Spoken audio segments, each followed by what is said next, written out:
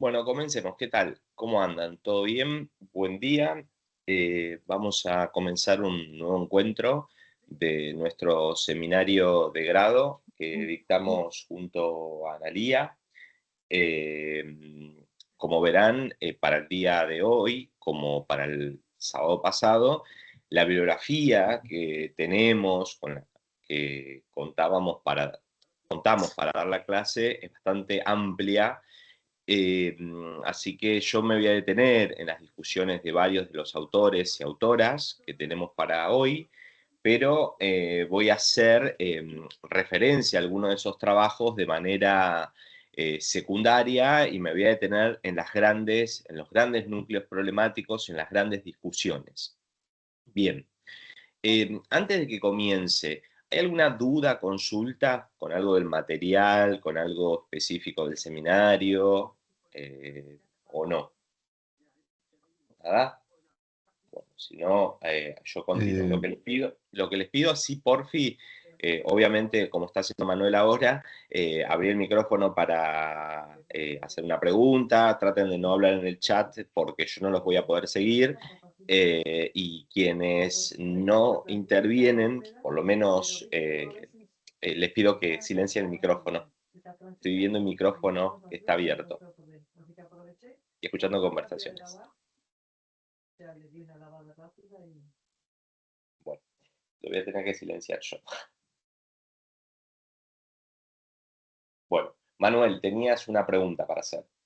sí, en realidad igual puede esperar posiblemente, pero a mí no me llegó la información. Yo creo que es porque soy de la carrera de historia.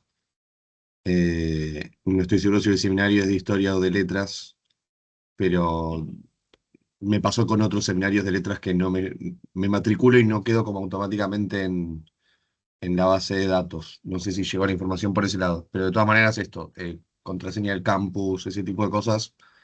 eh, Sería mi duda. Me puedo quedar también un rato más a ver si estoy o no anotado después de la clase.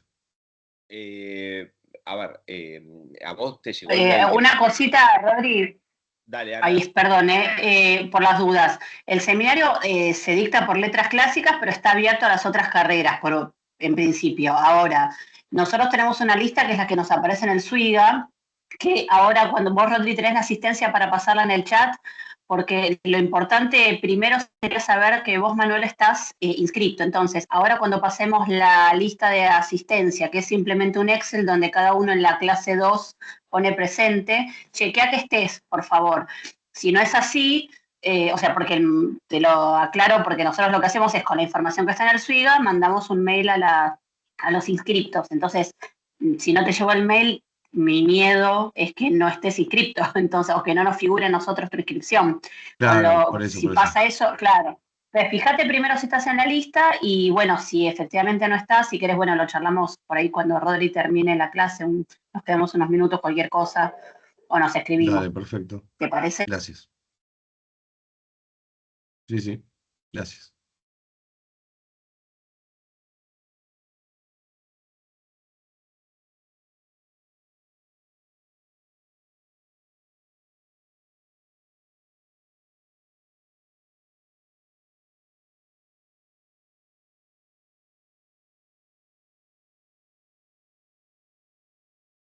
Tenés apagado el micrófono. Gracias, Tato. Estoy ahí con dos computadoras. No, decía que la lista no es una cuestión compulsiva de querer dejar afuera el seminario a nadie, sino que todo lo contrario. Es para tener un control de saber quién y que ustedes también lo tengan, si están o no en la lista, pero también para nosotros tener más o menos un número de la gente que va haciendo el seminario. Es simplemente eso. Y después, obviamente, al final, para los porcentajes de asistencia, que es una cuestión súper burocrática, a nosotros nos permite calcularlo de una manera mucho más clara. Bien, si no hay más preguntas así por el estilo, yo arranco porque tengo bastante para hoy, hay bastante para hoy, así que trataremos de abordarlo, trabajarlo y discutirlo entre todos y todas. A ver, ¿cómo era esto? Compartir. Es pantalla completa.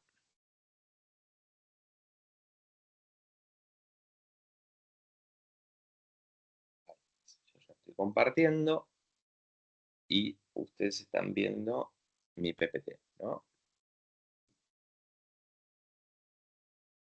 Sí.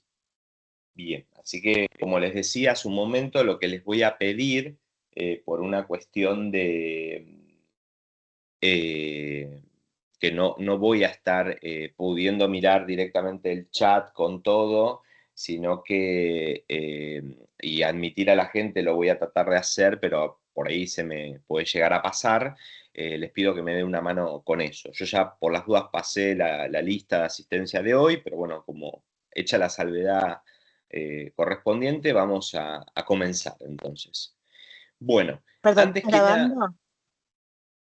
sí, se está grabando. Ok, ok. Y sí, tenemos estudiantes de hoy que no son los estudiantes de antes, que nosotros estamos como en otra época. Bien, cuestión paro docente, situación de la docencia en líneas generales, de las universidades en particular, y de la Universidad de Buenos Aires y de la Facu de Filosofía y Letras. Obviamente nosotros la primera semana, como está explicitado en el cronograma, hicimos el paro, eh, obviamente es una cuestión que para nosotros no tenemos que mostrarle nuestro recibo de sueldo, pero yo sacaba una cuenta que en un año el aumento que tuve fue de 20.000 pesos. O sea, estamos, toda la docencia, Analí y yo incluidos, claramente, con un incremento nulo. Así que es para tener en cuenta esto y que para nosotros no es ajena la cuestión, sino que es importante que ustedes también como estudiantes estén al tanto de esto, participen, ya que tenemos un número bastante elevado, que hacemos malabares, hacemos de todos y cosas que no están pagas, desde armar un campus hermoso como el que tienen ustedes, bien hecho, que yo envidio el campus que tenemos, el programa, porque está ordenado, y las clases que tenemos, que ni siquiera yo hace 20 años en la facultad las tuve como estudiante, pero no echo la culpa a los docentes de ese momento, sino que éramos un poquito más participativos y combativos y nos poníamos de lado de los docentes. Ahora no sé qué pasa con los estudiantes, en líneas generales, que hay como, en líneas generales, una gran demanda. Un poco lo vamos a discutir hoy con el último punto de discusión, pero queríamos dejar esto así como planteado, sobre todo porque nos parece más que importante estar a tono con la lucha docente, la lucha por nuestras universidades, la educación pública, por nuestros salarios y por poder seguir subsistiendo en la medida en la que se pueda. Así que les avisaremos por otra medida que haya en particular, si bien el seminario es virtual. Nosotros somos conscientes de todo lo que pasa. Además, somos dos docentes que estamos agremiados y tenemos una participación activa a nivel sindical. Bien, eso solito en cuanto a esta cuestión. Entonces, para la clase de hoy, que nosotros continuamos con la unidad número 1, ¿no? Que es la unidad introductoria que nos da el pie para trabajar con los otros puntos del programa del seminario. Ustedes vieron con Analía los primeros dos puntos, la clase pasada, el que refiere a educación, escritura, alfabetización, y por el otro lado, la educación, escritura y agentes. Y se detuvieron en fenómenos como la oralidad y la escritura, esa cuestión dicotómica, qué plantea la alfabetización, qué ventajas o desventajas plantea, y luego los sujetos que participan de esa interacción educativa, ¿no? En calidad de agentes de ese proceso, sobre todo en el ámbito de las sociedades premodernas. Hoy nos vamos a detener en estos otros puntos, en estos 3 puntos, que refiere ya a los procesos, por un lado, de lectura, entender a los objetos que participan de ese proceso de enseñanza, como el libro. Por el otro lado, el proceso que tiene que ver con la reflexión sobre la educación y qué proceso de acercamiento al fenómeno educativo en el ámbito de las sociedades premodernas, pero específicamente vamos a hablar un poco de esa historia de la educación en líneas tradicionales y en una línea un tanto, podríamos decir, revisada, y ahí nos vamos a detener en 3 corrientes y vamos a hacer foco en una de esas 3, y por último, que es algo de lo que yo mencionaba en su momento, tiene que ver con este mundo digital y el pasaje en lo que algunos autores, autoras, denominan como de la modernidad a la posmodernidad. Entonces nos quedaría esta triangulación que comenzamos en las sociedades premodernas, continuamos en las sociedades modernas y terminaríamos en este mundo actual que es el de las sociedades posmodernas. Bien. Insisto con que si hay alguna duda, consulta, me pueden interrumpir y lo podemos discutir. Entonces, primer punto, vamos a detenernos en el libro y la lectura, soportes y materialidad de la escritura. Luego vamos a hacer foco en el tema de las bibliotecas. Igual es un punto que luego lo vamos a abordar con los estudios de caso, tanto de Oriente como del mundo clásico. El punto 1.4 sobre esto que yo mencionaba, sobre la propuesta tradicional en historia de la educación, y la revisión desde un enfoque interseccionalizado, situado, poscolonial, decolonial. Y el último de todos tiene que ver con ese universo de lo digital y ese pasaje de la premodernidad al mundo de la posmodernidad y de la poshistoria. Bien, vayamos entonces a nuestra primera parte del libro de lectura y el proceso que vamos a denominar como de materialidad. Para eso, ustedes tienen una bibliografía específica que ya la tienen cargada. Yo, como les decía hace un momento, como es bastante amplio lo que tenemos para discutir hoy, no me voy a detener en todos los puntos bibliográficos, sino en los grandes núcleos temáticos, pero van a irse de la clase de hoy con una orientación bastante clara para el proceso de lectura, de abordaje del material y de las temáticas que estamos aquí planteando. Bien, entonces, vamos a la primera parte de todo esto, que refiere exactamente a una cuestión que vamos a ir definiendo, discutiendo en torno a el libro y la lectura, ¿no? Porque ya que tenemos el proceso, por un lado, de productivo que refiere a la escritura, ¿qué pasa con el lector? El fenómeno del libro y quienes acceden a poder leer. Sobre todo esto está estudiado, ahora lo vamos a ver en el mundo moderno, pero vamos a tratar de trabajar con esto en el mundo antiguo. Entonces, vamos a tener 3 conceptos: el de educación, el de escritura y por lo tanto el de lectura. Y ligado a estos 3 conceptos, ¿no? Sobre todo el primero porque es el que nos interesa en el seminario, que es el de educación, vamos a ver qué ocurre, por un lado, con ese proceso productivo de escritura, por el otro lado, de circulación de esa palabra escrita, tercero, el proceso que puede ser de almacenamiento de esa palabra escrita o de descarte o de borrado. Entonces, yo voy a tener estos 4 momentos que son medulares para entender el proceso de escritura, es decir, que ahora lo vamos a ver, de materialidad de ese proceso. Por el otro lado, la circulación de esa palabra escrita.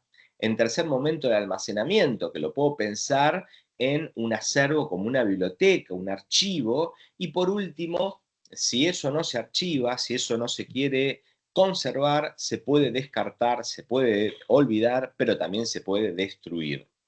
Eso va a estar presente cuando discutamos estas cuestiones de la educación en el mundo antiguo, sobre todo porque mucho de lo que llamamos educación y de las escuelas en principio, de las sociedades premodernas, están vinculadas intrínsecamente con,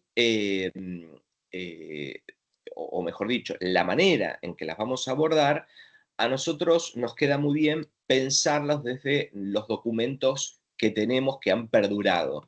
Y muchos son ejercicios de escuelas de escribas, y esos ejercicios en muchos casos son descartables, no es que se conservaban porque tenían ese objeto en particular que portaba escritura, tenía ciertas cuestiones que lo hacían perdurable o que tenía que perdurar.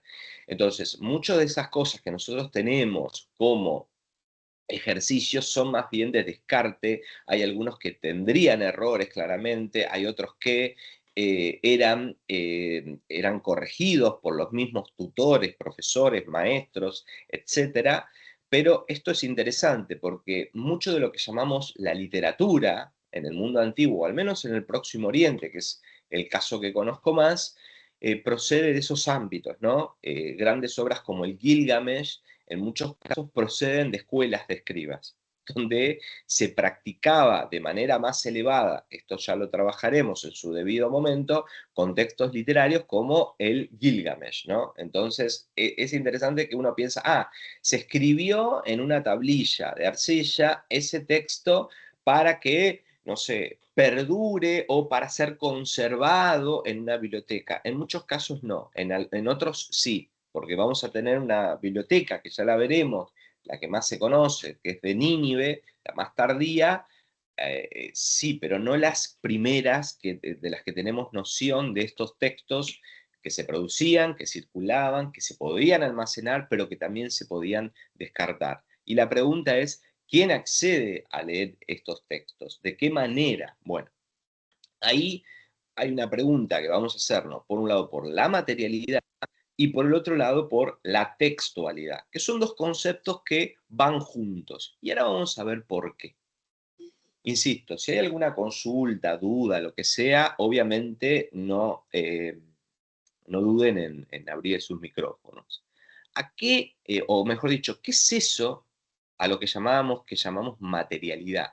Entonces, ¿qué es esa cosa que llamamos materialidad? Esa cosa que puede ser pensada como algo amorfo, algo que sea palpable, algo que sea a la mano, algo que es un objeto, algo que es una cosa, pero también aquello que también es imaginado, pensado, sentido desde otro lugar. Entonces, la materialidad, y para esto hay una bibliografía amplísima, muy amplia, algunas de ellas voy a mencionar hoy.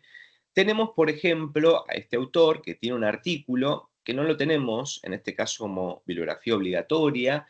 Yo se los puedo pasar este artículo, que es el de Dan Hicks, que tiene en este manual que aparece ahí, el de Estudios de la Cultura Material, en ese manual específico, donde en un capítulo introductorio se detiene a reflexionar sobre lo que se llama el giro material cultural. Y hay un libro del 2025 de Dan Hick que, él es un arqueólogo inglés, que trabaja sobre aspectos de la materialidad mucho más amplio dentro de una disciplina como la arqueología. Es decir, no se detiene en analizar al respecto cuestiones que tienen que ver únicamente con objetos de menor tamaño, sino que hace una reflexión mucho más amplia. ¿Qué pasa con los grandes monumentos? ¿Qué pasa con lo que tiene que ver con ese proceso de patrimonialización de esos grandes monumentos y cómo se conservan? Digo esto porque nos va a interesar a nosotros no solo un objeto pequeño como un libro, sino un espacio mucho más amplio como una escuela o una biblioteca, ¿no? Pensando en cuestiones que han quedado en esos patrimonios como la Biblioteca de Alejandría. Entonces, vamos a detenernos ahora en esto que en ese capítulo de Dan Hicks se denomina el giro material cultural. Todo lo que son estos giros, que hoy me voy a detener en algunos porque están en la bibliografía, aparecen o los podemos reconocer en el caso específico del mundo anglo con el término turn, ¿no? Los diferentes giros que se dan o que se han dado en distintos momentos, sobre todo de los años 60, 70 en adelante, en el ámbito de las humanidades. Bien, avancemos. Entonces, por un lado tenemos el giro material-cultural, o cultural-material, que plantea una superación de esta cuestión de lo meramente físico y de la fisicalidad. La fisicalidad, eso que está a los ojos, eso que es palpable, y que de alguna manera lo podemos ver en esta definición que está ahí. Propiedades intrínsecas del mundo material, independientes de su relación con las personas. Fíjense, por ejemplo, la extensión, la masa, la forma, entre otras. Pero es algo que es independiente de la relación con las personas. Eso no es justamente la materialidad y no es la manera de entender el mundo físico o el mundo que nos rodea que propone el giro material-cultural o cultural-material.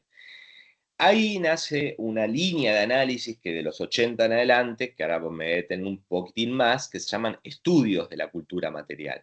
Y de esto nace un concepto que tiene ya sus largos años en uso, que es el de materialidad. Y fíjense que es diferente al anterior, proceso por el cual los sujetos, la sociedad, la comunidad y los objetos materiales, comillas a esto, el mundo propiamente material, se constituyen recíprocamente en la práctica, al producirlos, intercambiarlos, usarlos, consumirlos, descartarlos, convivir con ellos, entre otros. Entonces, acá hay una superación de la mera cuestión de por qué se entiende o de cómo se entiende a la materialidad, ¿no? Y ahí vemos esta cuestión de la materialidad no como un concepto difuso y que se puede utilizar para cualquier cosa, ¿no? Porque comúnmente se habla de la materialidad como la condición física únicamente. Y acá vemos que es un concepto que es estrictamente relacional. Entonces, por lo tanto, hay que tener en cuenta lo relacional, la idea de la gente como un sujeto, que también lo que está tratando de hacer es entender en esa cuestión relacional, por un lado, el agente, pero también al objeto paciente. Y el objeto paciente no es unívocamente la cuestión material, como este vaso que tengo aquí conmigo, sino que puede ser al revés. Pensando en esta época ahí de Pascua, para los que son religiosos, la cruz no es solamente una cruz, y en esa relación hay una cuestión agencial, sobre todo para la masa que sigue dentro del ámbito de la religión cristiana, me refiero que es devota de, no es una cuestión solamente de una cruz de madera, de hierro, de lo que sea. Ahí está, tiene una cosa que específica de encarnación del elemento sagrado, de quién es la divinidad, etc. Entonces, esta cuestión relacional del sujeto-objeto, propia de la modernidad, que ahora nos vamos a detener un poquitín más adelante, es interesante pensarla no solamente desde los humanos que influencian en el mundo o tienen notable influencia en el mundo de las cosas, sino que es viceversa también. Bien, cualquier cosa, insisto, interrumpan y podemos charlar, dialogar. Entonces, vamos a tener a dos autores. Uno es Daniel Miller, que es un antropólogo inglés que escribió este libro en el año 2005, que se llama Materialidad, y el otro es Ian Hodder, que tiene distintos trabajos que habla del concepto de entanglement, o de esta cuestión de entangler, que está traducido o se traduce como enredo. ¿Qué es esta cuestión de lo que está enredado en una sociedad? Es algo de lo que yo más o menos discutí a su momento. Los seres humanos, con el mundo de las cosas, con ese mundo físico, hay un intercambio cara a cara, pero también hay situaciones donde los humanos dependemos de cosas, pero las cosas también dependen de otras cosas, y los humanos a su vez dependen de esas otras cosas. Es una situación que está establecida en red, se piensa en red. Por el otro lado, la cuestión de la materialidad, que ahora vamos a detenernos un segundito sobre qué es esta cuestión de materialidad, e insisto en esta cuestión. Los estudios de la cultura material, que más o menos en los años 80 en adelante van apareciendo en este mundo anglo,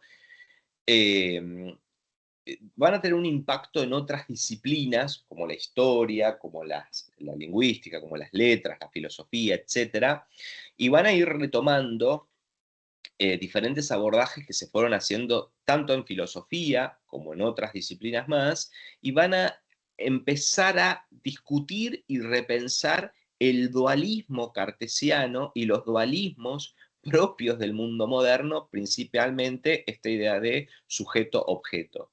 De la mano de Daniel Miller, que es un antropólogo, y por el otro lado, Ian Hodder, que es un arqueólogo, que quizás lo han leído quienes sean de antropología. No sé si a Daniel Miller, pero por ahí a Ian Hodder, quienes sean de antropología y de arqueología en particular, en trabajos sobre un sitio en Turquía, que es un sitio del Neolítico, que es Çatalhöyük, donde Ian Hodder tiene muchos trabajos donde reflexiona sobre, por ejemplo, la arcilla. La arcilla servía para hacer cerámica, servía para hacer ollas, servía para hacer partes de la casa, o sea, la arcilla como elemento físico material convivía y atravesaba la vida cotidiana, estaba completamente integrada a las vidas de estos sujetos de ese contexto.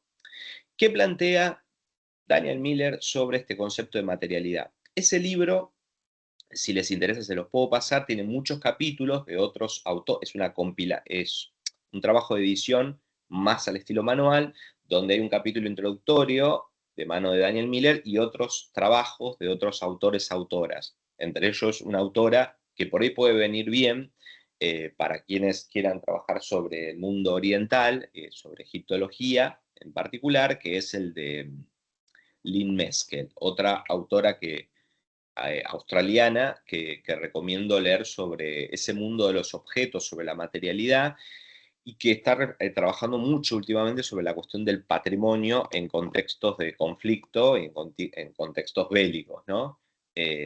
Bien, leamos esta definición entre todos y todas.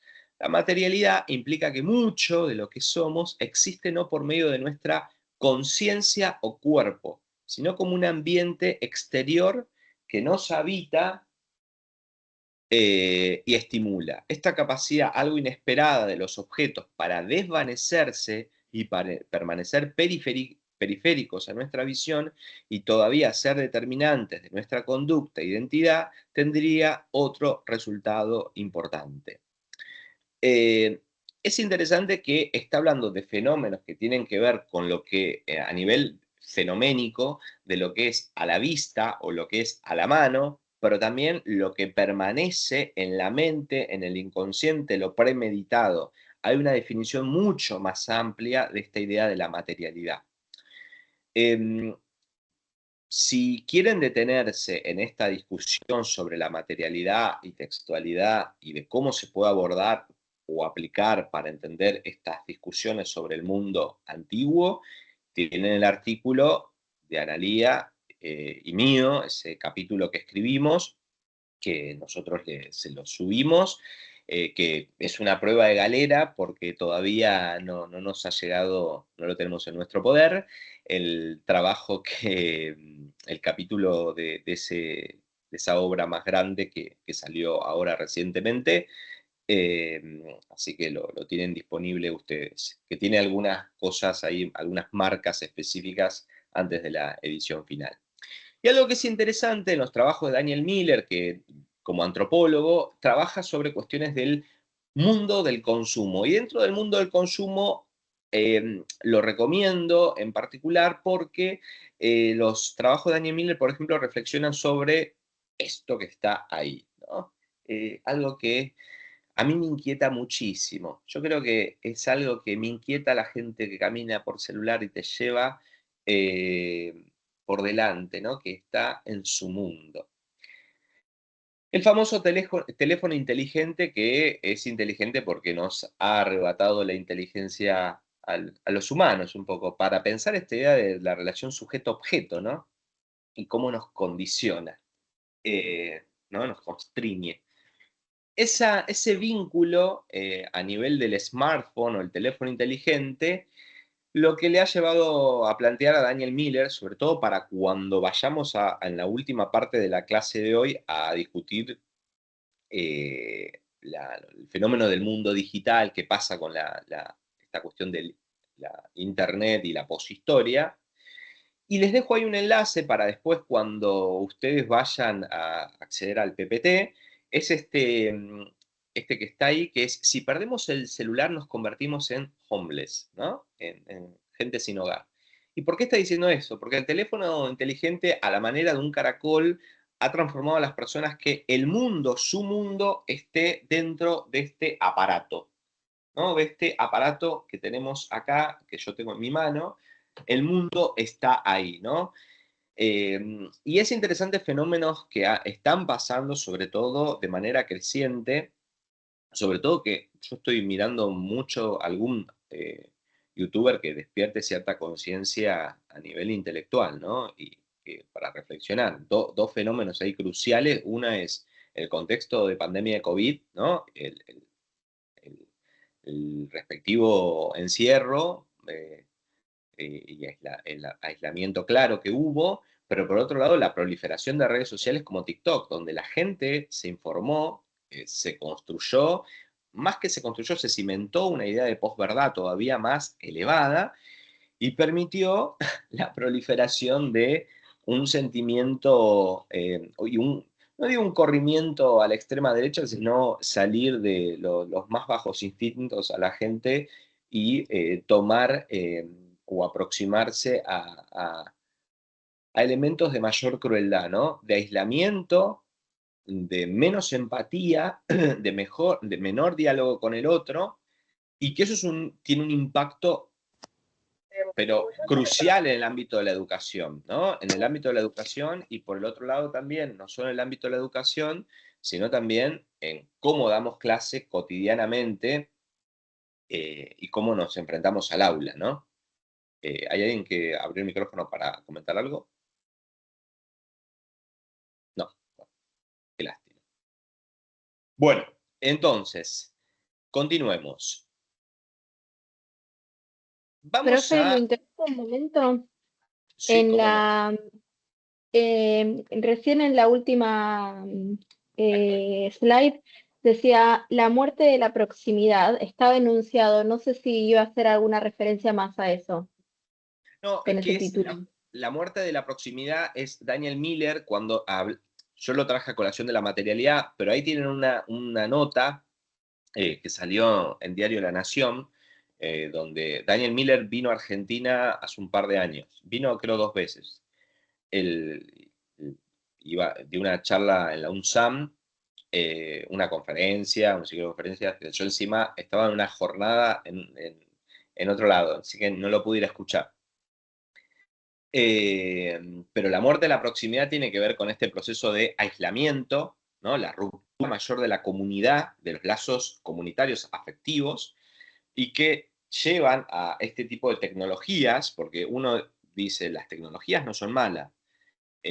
Recomiendo al respecto a Cecilia Ricap, pero no me quiero auto-expoilear la clase porque la puedo mencionar más adelante. Por ahí Cecilia Ricap la conocen, es una economista argentina, pero que hace muchos años ya viene reflexionando sobre la cuestión de eh, las nuevas tecnologías y el impacto que tiene la inteligencia artificial en las vidas cotidianas, pero en los fenómenos educativos en particular. Y justamente dice, bueno, una grúa sirve para construir más rápido, más efectivo, y dentro de lo que es la mano de obra es menos explotada porque no tiene que estar hombreando una roca gigante, ¿no?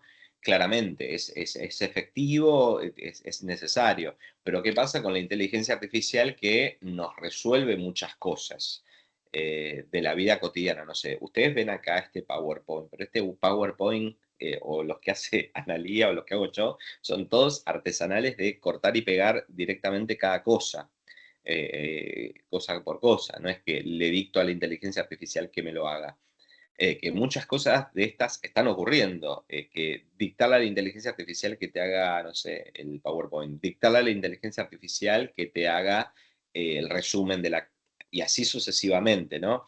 Eh, ¿Qué es lo que ocurre en nuestro universo de lo más cotidiano, o en el fenómeno educativo en particular, en esta construcción subjetiva? No me voy a adentrar ahora porque lo vamos a discutir un chiquitín más adelante. Falta un poquitito, pero el argumento va a ir increyendo ahora. Era por eso que puse la cuestión de la muerte de la proximidad, para que después vayan a esa nota ahí, esa entrevista que le hacen a Daniel Miller sobre esta cuestión de el celular, ¿no? O sea, que no es un terreno que hay que dejar a la buena de Dios, sino que es un terreno para tenerlo controlado. Y el espacio que lo tiene que controlar claramente son políticas de Estado, ¿no? No el mercado. Bien, no sé si respondí la Perfecto, consulta. Sócrates. Ah, buenísimo. Bueno, entonces, continuando con el giro cultural material o material cultural, vinculado a otro giro, el giro lingüístico, y ese que está más vinculado a definir, que tuvo un impacto en el ámbito de la historia, y específicamente, ahora vamos a ver en qué tipo de historia, en la que se llama particularmente historia cultural, y yo también ahí incluí la historia del libro, porque nos interesa a colación de un fenómeno que vamos a discutir ahora, que es la circulación de libros, del objeto libro, y en especial, así como hablamos de materialidad, ahora detenernos en el concepto de textualidad. Y ahí tiene un autor que quizás lo conocen, quienes vienen de letras, quienes venimos de historia, o de cualquier disciplina humana, insisto, debería conocer a Roger Chartier. ¿Qué plantea Chartier? Esto es interesante pensarlo dentro del ámbito de la historia cultural y específicamente en relación a el libro. Y tiene, insisto, yo tomé 3 publicaciones, pero que me interesaban en especial la cuestión de, por un lado, historiográficamente la historia cultural, definiciones de tipo historiográfica. ¿Qué pasó con la cultura escrita? ¿Qué es eso? Si la escritura es un proceso revolucionario y qué implicó. Y por otro lado, la cuestión del libro. Insisto, Roger Chartier nos sirve para discutir esto, para entenderlo, pero sobre todo está discutiendo con el mundo moderno, con la modernidad. Y sobre todo para el ámbito de los historiadores, que cuando estudian historia, insisto, Argentina, se quedan únicamente en lo que los historiadores llamamos la fuente, pero descuidan el aspecto documental. ¿Y a qué me refiero por esto? Porque a mí la palabra fuente me hace siempre mucho ruido. El aspecto documental te hace entender que la fuente está integrada en un documento, en un proceso documental, y es un proceso como el que definimos a su momento de la materialidad, ¿no? Producción, circulación, almacenamiento, archivado y o descarte. Bueno, el libro también es parte de ese proceso, es ese objeto que contiene texto, pero que necesita, más que necesita, plantea cierta praxis del proceso de lectura y de ejecución de nuestra propia fisicalidad, nuestro cuerpo humano, que es propio de la modernidad, que es diferente al proceso de lectura que, por ejemplo, un códice, un papiro, rollos de papiro, lo que fuera. Implicó otro tipo de ejecución manual y también mental. ¿Se entiende? Entonces, la textualidad, así como la materialidad, no es únicamente eh, lo que está ante los ojos, lo que puedo palpar, sino que es un proceso relacional entre el sujeto y el objeto, y que el objeto no es únicamente la cosa, sino que puede ser también el humano. Por el otro lado, la textualidad es lo mismo. La textualidad no se reduce únicamente al mundo de los textos. La textualidad también es un proceso relacional como es la materialidad. Esta definición, obviamente, la estoy planteando yo. Hay diferentes abordajes, hay algunos textos, hay algo que van a encontrar en el texto que escribimos con Analía, y después tiene algunas cosas que yo les puedo pasar y alguna cosa particular. Pero, insisto, cuando hablamos de textualidad, las palabras no son neutrales y no se deben usar así como así, pensando en, bueno, la textualidad es el texto. No, no únicamente. Es un salto mucho mayor. Entonces, ¿Qué plantea Chartier en cuanto a esta cuestión?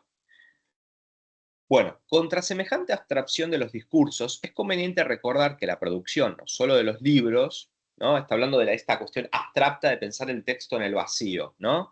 Es conveniente recordar que la producción, no solo de los libros, sino de los propios textos, es un proceso que, más allá del gesto de la escritura, implica diferentes momentos, diferentes técnicas, diferentes intervenciones. Las de los copistas, los libreros editores, los maestros impresores, los cajistas o componedores en la lengua del siglo de oro, los correctores. El proceso de publicación, cualquiera que sea su modalidad, siempre es un proceso colectivo que implica a numerosos actores y que no separa la materialidad del texto de la textualidad del libro. Y me quedo con esa frase final, ¿no? Materialidad del texto y textualidad del libro. Porque el objeto libro también participa de esa materialidad. De esa textualidad. Y es interesante porque nos va a venir bien para pensarlo en el mundo de las sociedades antiguas. Bien, avancemos un chiquitín. Insisto, si hay algo que quieran preguntar, consultar, abran sus micrófonos y me interrumpen. Si yo muestro todas estas cositas que tienen ahí, ¿no? Como un texto documento egipcio, otro que es un tipo de tablilla que por la forma que tiene, ya vamos a ver, son ejercicios específicos de escuelas de escriba, puede ser un pergamino, un tipo de texto de otro ámbito, libros, conjunto de libros. Ahí estábamos hablando justamente de este objeto, ¿no? Libro, materialidad, textualidad. Para entender el objeto, la condición de materialidad, que no se reduce, insisto, al mismo objeto en sí, sino que tiene que ver con la integración y la interacción en ese mundo humano. Por el otro lado, los espacios, como el que tiene ahí, las bibliotecas, que también tienen o participan de esa condición de materialidad y textualidad. Y por último, las escuelas en distintas instancias, que en esa condición de materialidad y textualidad también sirven y hacen referencia a este universo del mundo educativo, porque sería interesante pensar en esta cuestión. ¿Alguien levantó la mano o algo? No. Si no, prendan el micrófono. Hay algo que está, bueno, estamos trabajando con Ana valga la redundancia, en un trabajo, en un artículo, que lo vamos a presentar en un evento académico donde hablamos de la noción de paisaje educativo para pensar en las sociedades antiguas, pero también podría estar integrado acá, porque estoy viendo ahí dos espacialidades. Y ahí discutimos, todavía no es un work in progress, así que todavía no está definido, pero en esta cuestión de paisaje no nos reducimos únicamente a la noción de lugar, también es relacional la idea de paisaje. La idea de paisaje es vincular, es relacional. Entonces, cuando hablamos de paisaje educativo, estamos refiriéndonos a esa interacción de sujetos, de objetos, en un espacio, en un tiempo. Para pensar esa idea de paisaje educativo. Porque si yo tengo esta idea de paisaje educativo en el mundo antiguo, y hay dos instancias de las que voy a tener que tener en cuenta. Uno es a qué definimos esa escuela o cómo la definimos esa escuela, y por otro lado, la noción de biblioteca. Digo esto para tener en cuenta cuando vayamos abordándolos unidad a unidad, todas estas distintas espacialidades. Perdón, Y te quería hacer sí, una sí, consulta, no te quería interrumpir. no, interrumpí No lo que quieras. entendí, entonces, el giro lingüístico solamente pasa por la textualidad, o sea, no No, integra la no. materialidad. El giro lingüístico, no, lo pasé por alto. El foco está puesto en las prácticas discursivas. No es lo mismo el giro lingüístico, el impacto que tiene en filosofía, no me atrevo ahí a hablar, eso que hablen mis colegas filósofos, el impacto que tuvo, en historia tiene otro tanto, pero también tiene un enlace con esto que pasaba en filosofía. Vos vas a tener desde los años 60, 70, pero específicamente cuando se hacen carne, muchos giros en el ámbito de las humanidades, pero principalmente en el ámbito de la historia, la lingüística, bueno, la filosofía y todas las disciplinas, antropología, sociología, etc. El giro lingüístico, el foco va a estar puesto en las prácticas discursivas. En historia nos viene muy bien porque los historiadores, las historiadoras, bueno, y el ámbito de las letras también, nos manejamos con discursos, pero el discurso determina y construye la realidad, es autónomo, es parte de, bueno, acá empieza como a romperse la idea de la historia o a repensarse la historia como narrativa, narración, y por lo tanto hay algunos autores y autoras que van a hablar de la historia como una narración semejante a la literatura, y algunos no van a estar de acuerdo con esto. Entre ellos, yo no estoy de acuerdo que la historia tenga que ser pensada como la literatura, semejante a la literatura como una narración, sino que, bueno, entiendo que es parte de un conjunto de prácticas discursivas y que en esas prácticas discursivas hay tensiones de tipo sociales y políticas también, hay cuestiones de clase también. No es solamente una narración al estilo literario.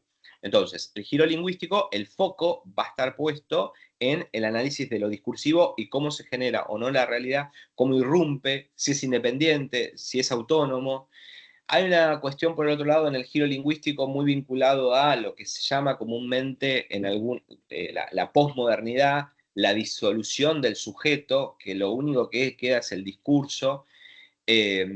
Y no me voy a detener en los debates ahí como más profundos que hay al respecto, pero porque podríamos estar horas debatiendo y discutiendo esto. Pero lo que es interesante es que el giro lingüístico, en diálogo con otros giros como el cultural material, al menos a nosotros, nos sirve para pensar, por ejemplo, en objetos como el libro, ¿no? Y pensar en algunas tradiciones historiográficas como la historia cultural, que yo mencionaba de la mano de Chartier, pero tenemos otros autores, como, bueno, Darton, que, que murió recientemente, ¿no?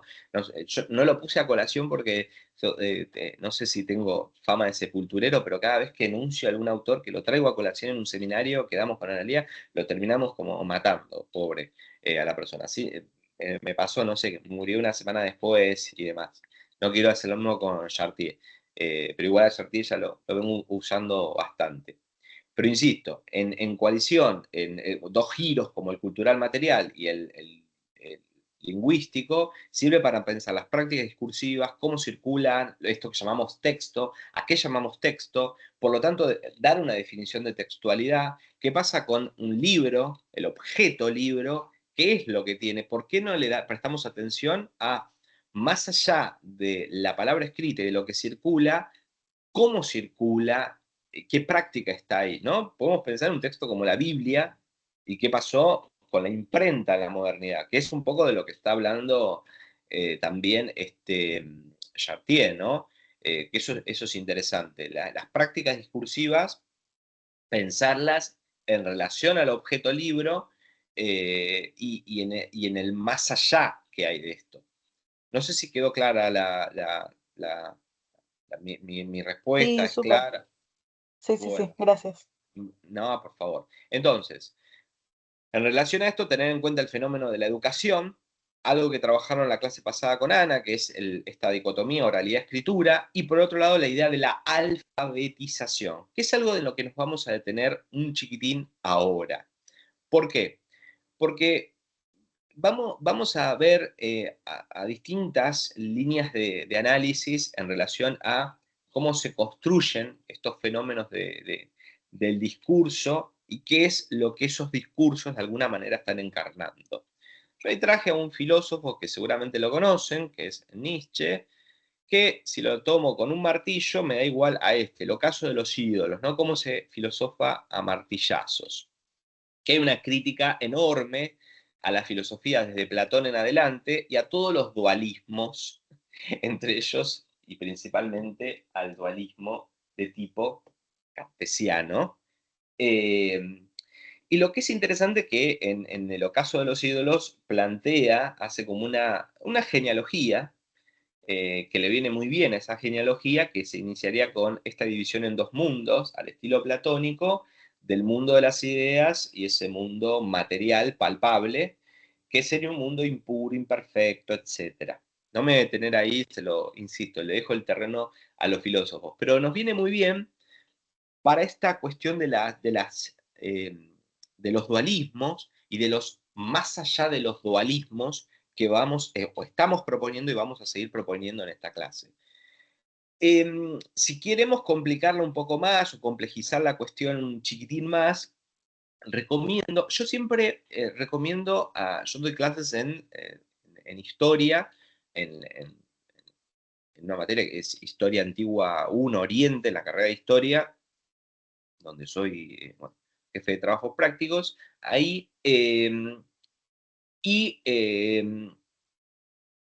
a mis estudiantes siempre les digo, no hagan materias de historia. Perdón que no le haga propaganda digo por las optativas que existen en historia, los seminarios que, sino que les digo, hagamos materias o hagan materias, pienso en mi propio recorrido, de otras carreras. Tomen elementos de otras carreras. Porque tenemos que aprovechemos la educación pública mientras este gobierno nos deje seguir aprovechando de la educación pública y de los profesionales que tenemos, por ejemplo, en las distintas facultades nacionales, ¿no? Y me parece importante los diálogos y los cruces que hay entre las disciplinas.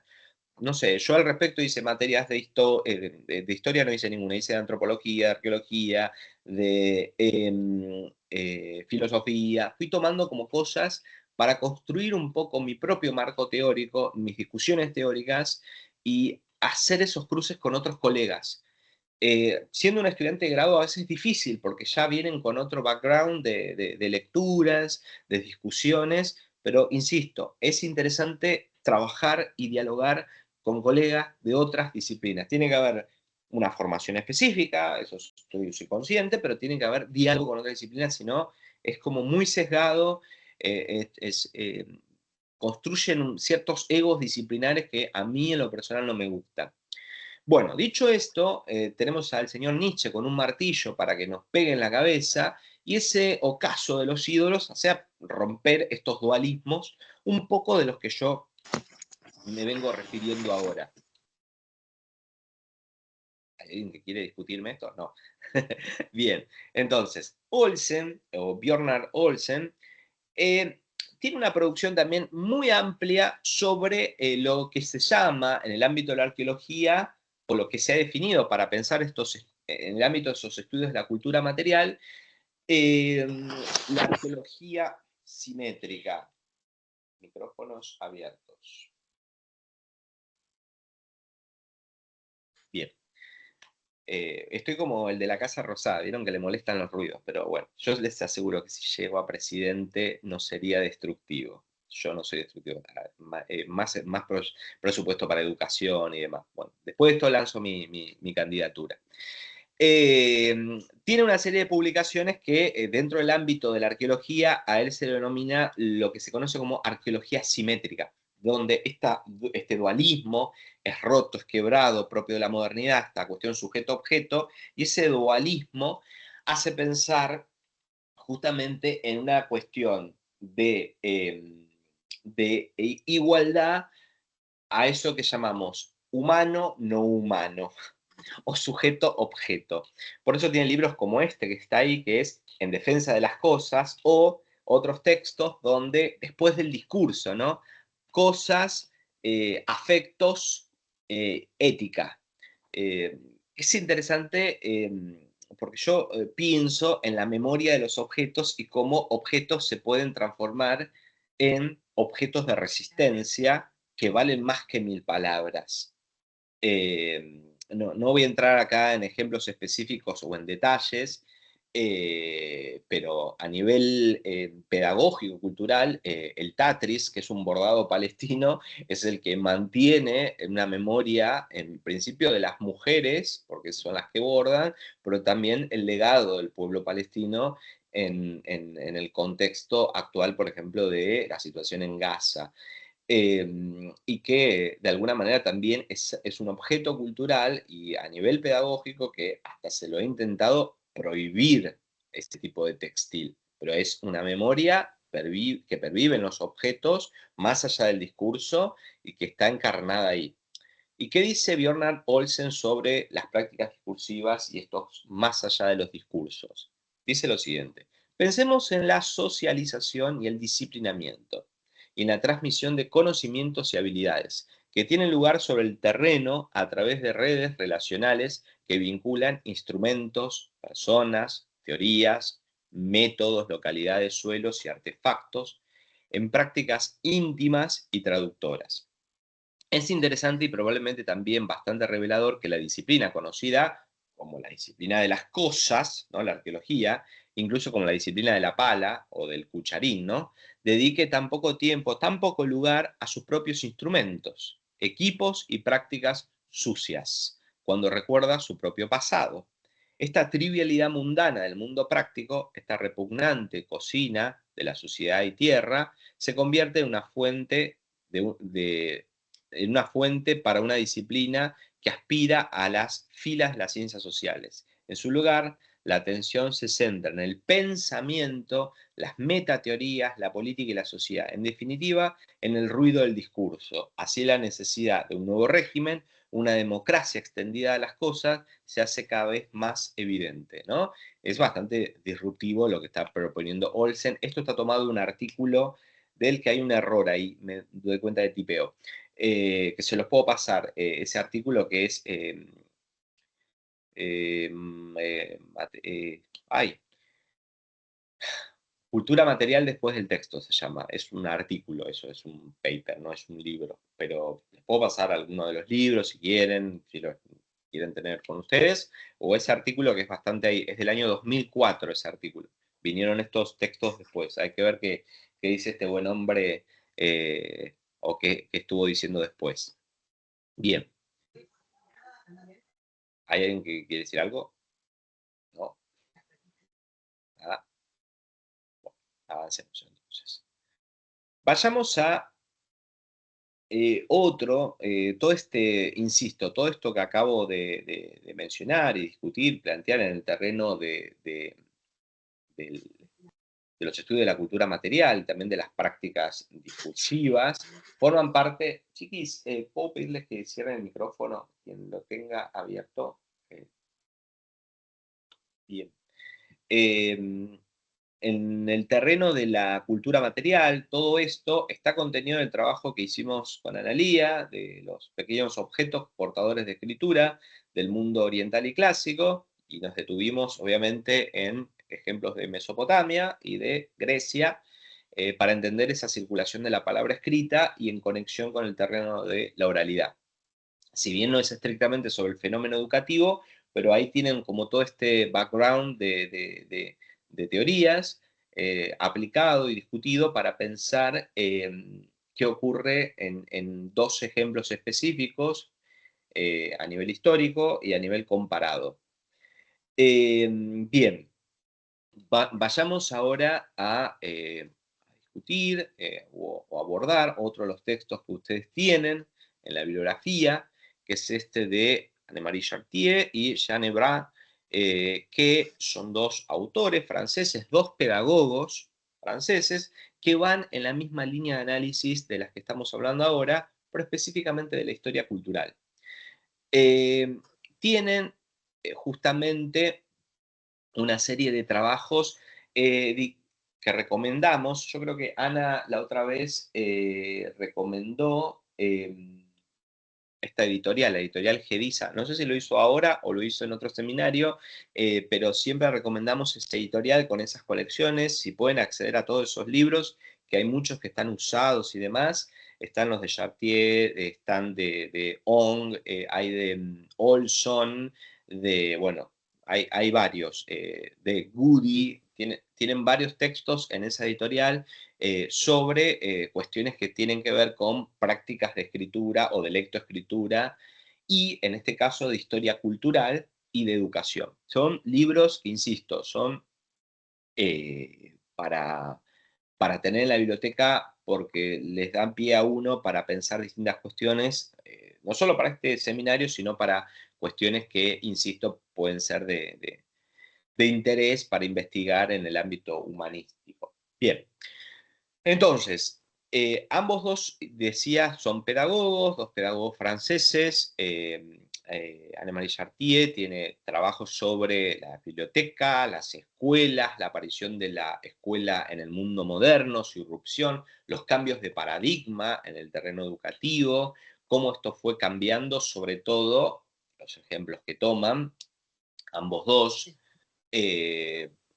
para el ámbito de la historia de la educación, vienen del ámbito francés, que ahora voy a recoger algunos, pero tratemos de que nos sirvan para los fines de nuestro seminario. Entonces, si uno piensa, en primer lugar, a el terreno este de la escritura, de qué habla uno cuando habla de escritura, y de cómo se accede a esa escritura, hay un concepto que da vueltas en todos los terrenos de la educación, y como es como el terror de la educación, que es el de analfabetismo.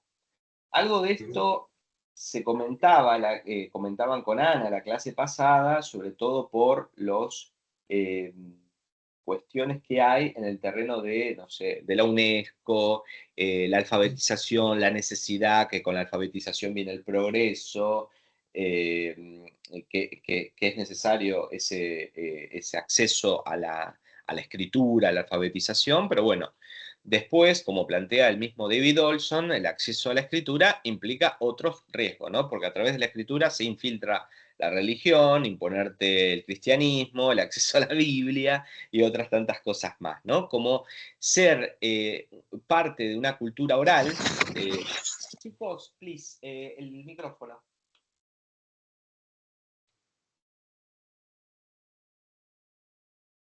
Es matador el ruido. Yo voy a, si alguien encuentra a la persona que está con el micrófono prendido, porfa, pido, es súper molesto.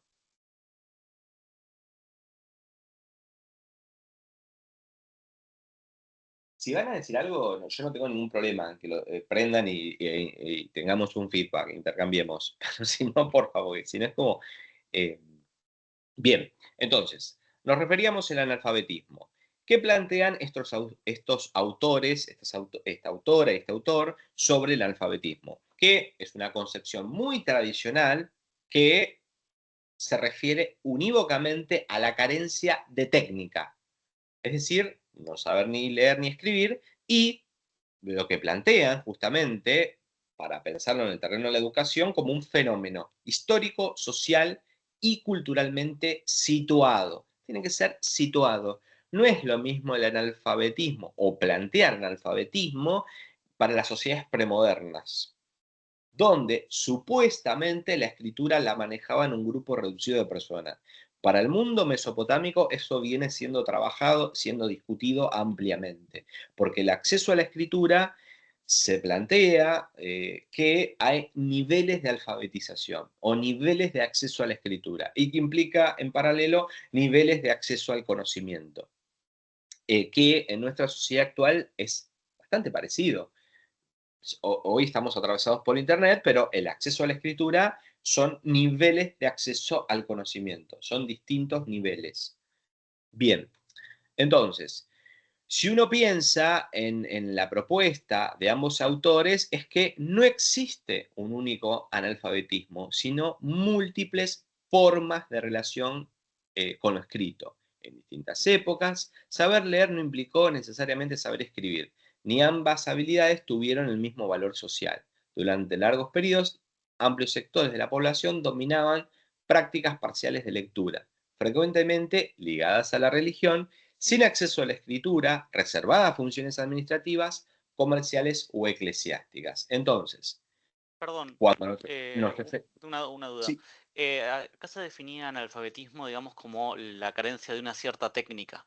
Lo Técnica, cual, lectura y pero escritura. claro, pero en términos, si, la pregunta es si es así de general. Si es así de general, digo, puede aplicar a distintos momentos en la historia de la humanidad donde se quiere que se desea cierta técnica de conocimiento, por decirte un modo.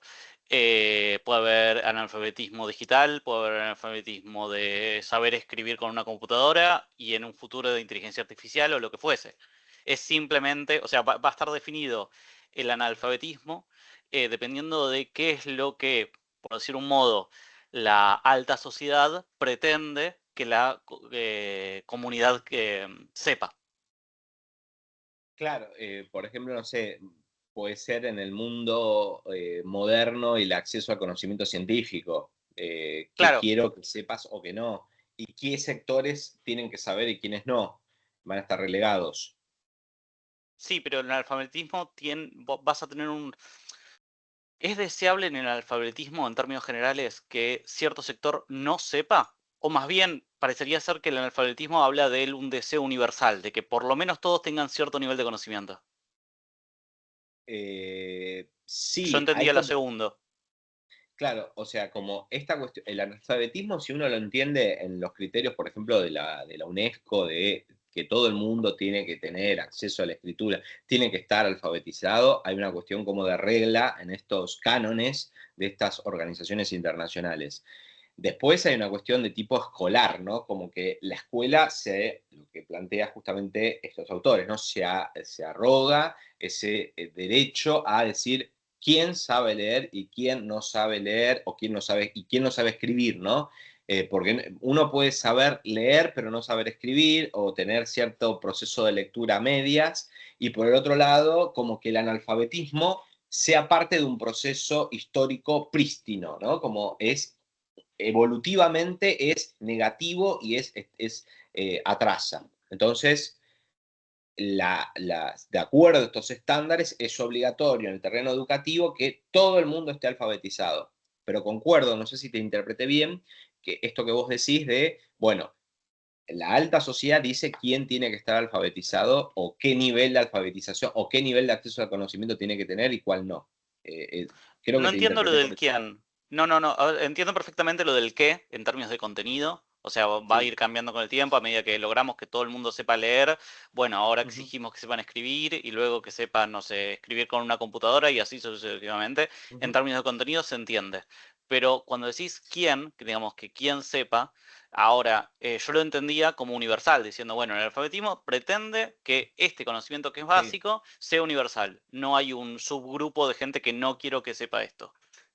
No, no, entendí. Hay cierto, sí, que lo que plantean estos autores es que el analfabetismo tiene que ser evaluado en términos históricos y situados. O sea, no es lo mismo entender el analfabetismo hoy que entenderlo hace, no sé, varias décadas atrás, o en el siglo XIX, o en el mundo de la temprana modernidad, o en las sociedades premodernas. No es lo mismo. O sea, a eso es a lo que me refería por un lado. Entonces, se establece ciertos patrones de quién accede a la escritura y quiénes no. Hay un sector que se atribuye ese poder. Por ejemplo, hoy, en la actualidad, justamente la escuela, que podemos llamarle, entre comillas, tradicional, ha pasado a un segundo plano. Y ese segundo plano se ve en las distintas reformas educativas que se están llevando, por ejemplo, en nuestro país, Ciudad de Buenos Aires en particular. Si quieren, entramos en ejemplos, en el nivel destructivo de la educación que está llevando la actual gestión, pero por el otro lado, hay otras cuestiones que tienen que ver con Internet y los medios digitales, que te dicen, no es necesario. Yo ya te informo de esta manera. Hay una cuestión de accedes a esta información en estos espacios. Entonces, ahí tenés un grado de acceso al conocimiento que, si uno lo entiende, al proceso de alfabetización asociado a esto, bueno, no necesitas esos medios tradicionales de acceso al conocimiento como la escuela. Ahora tenés otros medios, como los digitales. Eso por un lado, que hay como ciertos, eh, vamos a entenderlo como ciertos sectores sociales o sí, ciertas clases que nos controlan y que dicen quién sabe, quién no, quién tiene acceso al conocimiento y quién no.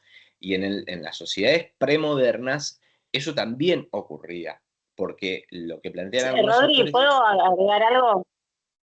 sí, claro, Analía soy, perdón. sí, sí, igual Perdón. te reconocí la voz. Ay, bueno, gracias. No, porque yo quería completar algo que pensando en lo que después vamos a trabajar, digo, lo que vos estás haciendo, tomando esta teoría también es como hacer un panorama, lo digo para los estudiantes, ¿no? O sea, es hacer un panorama general. Después, cuando vos abordes Mesopotamia, Egipto, yo Grecia, Roma, vamos a ver que hay ciertas particularidades. Respecto de la cuestión alfabetización o analfabetismo, la clave para pensarlo es que aquello que es de valor en cada una de estas sociedades puede estar o no relacionado con el acceso a la palabra escrita. Entonces, yo doy el caso de Grecia para, para poner uno específico, después lo podemos ver respecto de lo que vos trabajas, Rodri, pero por ejemplo, para el caso de Grecia, ¿por qué son los varones adultos los que en principio acceden a ser educados en las letras? Porque son los que tienen participación política. Entonces, que las mujeres no tuvieran en principio o sea, o la obligación o la necesidad o el derecho, podían escribir, pero no era lo que desde los instrumentos de la polis se le iba a propiciar. Entonces, no es que hay tal vez, o no se puede pensar siempre de manera deliberada en una maquinaria estatal que va a apartar deliberadamente algunos sectores de la sociedad, por ejemplo, de la escritura. Se da de suyo. Si se necesitaba una masa activa de varones que tuviera que dedicarse a las letras, porque de ese modo iban a poder a acceder, por ejemplo, a poder dar buenos discursos en la asamblea, a poder implementar las leyes, poder acceder a algunas leyes que eran escritas, otras no necesariamente. Entonces digo, la clave está ahí, en que determinadas sociedades en determinados momentos priorizan quiénes son los ciudadanos que van a acceder a la escritura en función de, bueno, cómo formarlos para determinadas funciones. Entonces, eso, de nuevo, no quiere decir que haya acciones deliberadas para que haya o ciudadanos o población que quede ajena de esos procesos. Es simplemente que se privilegie en cada sociedad. Entonces, de nuevo, me parece por ahí que esta bibliografía que vos traes, Rodri, por ahí es muy general y después, bueno, la vamos a bajar a tierra cuando veamos concretamente cada uno de los casos, como para completar un poco la idea. Buenísimo, gracias, Ana. Sí, súper válido el comentario y oportuno, gracias. Bueno, propongo avanzar un chiquitín porque si no, no vamos a terminar más. Entonces, después el texto gira en distintos modelos, ¿no? Un modelo religioso propio del siglo XVI-XVIII, modelo utilitario administrativo, siglo XVI, XVII, XVIII, y modelo escolar moderno, que es XIX-XX, ¿no? Que tiene que ver con distintos tipos, que esto que decía Ana, tipos de alfabetización, tipos de acceso a la escritura, que son necesarios para determinado momento. Y un modelo religioso de la primera temprana modernidad, que hasta mediados del siglo XVIII, asociado a la cuestión de la catequesis. Después hay un modelo más administrativo, si se quiere, del forjamiento de ese Estado moderno, donde yo necesito formar una burocracia. Y por último, es el de la aparición de la escuela moderna, y esa escuela moderna, en el caso que van a tomar, insisto, es el francés, que tiene que ver con cierto grado de escolarización y de acceso a fenómenos como lectura, escritura, aritmética, etc. Bien, avancemos así. Vamos al segundo de los puntos que teníamos para discutir. Esta propuesta tradicional de la educación, que es un poco lo que venimos diciendo, y qué revisión podemos hacer a ese fenómeno de educación. ¿Qué bibliografía tenemos? Es amplísima. Yo me voy a detener, insisto, por las dudas, en algunos de estos textos, pero les comento que me voy a detener en los tres que están ahí, que ahora los voy a discutir y detallar con ustedes. Bien. Primera cuestión. Cuando hablemos de historia de educación y su propuesta tradicional, estamos refiriéndonos a algo de lo que comentábamos hace un momento, ¿no? Cuando uno habla del proceso de escritura y en paralelo de las prácticas discursivas y de cómo la escuela en el mundo moderno, en la modernidad, está hablando un poco de esa historia de la educación o una historia en clave pedagógica de quiénes accedían o cuáles eran necesarios para el mundo moderno que debían ser entrenados o de participar de manera activa en el universo, como decía a su momento Ana, o de la política y que tenían que tener determinadas características, determinado acceso a la escritura y a la educación y quienes no. Entonces, la educación en un primer momento estuvo ligada a determinado tipo de ideas que circulaban y que se creía en una idea de un progreso indefinido, sobre todo en el ámbito de la ilustración y en términos kantianos, también si se quiere, esta idea de, bueno, vamos hacia un progreso y es necesario avanzar. Por eso el analfabetismo estuvo asociado a lo más arcaico, a las sociedades más atrasadas, y había una mirada bastante negativa en ese terreno. Entonces había que ir por esta cuestión de entrenar la mente, el discurso, preparar intelectualmente ese mundo que, insisto, es un terreno muy particular de determinado sector que podía acceder a esa educación. Bueno, frente a esto, o vinculado a esto, vamos a tener, hay un texto que no, ustedes no lo tienen como obligatorio, pero se los puedo dejar también, de Annemarie Chartier, que habla de esta cuestión de qué tipo de historia o con qué tipo de historia se formaba a los docentes justamente, o con qué tipo de, sí, de historia de la educación se forma a las distintas camadas de profesores, docentes, maestros en las distintas escuelas y facultades, etc. Entonces, hay una mirada, en principio, que la historia aparece con una finalidad práctica y desempeñaba el papel que hoy tienen las ciencias políticas para todo futuro gobernante. Es decir, la historia que se enseñaba a estos gobernantes era la adecuada para educar justamente a los nobles y no estaba incluida en la formación de los niños del pueblo, claramente. Por lo tanto, si uno va a ejemplos de la temprana modernidad, como el obispo Bossuet, que es el que forma a Luis XIV, el famoso Rey Sol, dice lo siguiente: le enseñamos historia, y como es la madre de la vida humana y la política, lo hicimos con gran exactitud. Nos hemos ocupado especialmente de enseñarle la historia de Francia, que es la suya. Fuimos a las fuentes y hemos tratado de extraer la mayor cantidad de pruebas posibles para hacerle comprender la sucesión de los hechos. Observamos las buenas y malas costumbres de las naciones, los hábitos antiguos, las leyes fundamentales, los grandes cambios y sus causas, los hechos inesperados, los errores de los reyes y las calamidades que la siguieron, la fe que conservaron. Entonces, este tipo de historia que se le enseñaba a un rey justamente es para esa élite dirigente, que se le daba, se lo alfabetizaba, se le daba acceso a un determinado conocimiento, pero un conocimiento en el terreno de la política que tiene que ver con esa historia de la que él va a participar porque va a ser un funcionario. Entonces, por un lado vamos a tener esto que la autora define como una historia grecorromana, una historia clásica de grandes héroes, ¿no? Grandes tradiciones de las que participan sujetos políticos bien definidos, en contrapeso a una historia judeocristiana o una historia sagrada que, basada en los libros, que es la educación del pueblo. ¿Y dónde la recibe esta educación del pueblo? En la iglesia, en el sermón del obispo, en el sermón no del obispo, del cura.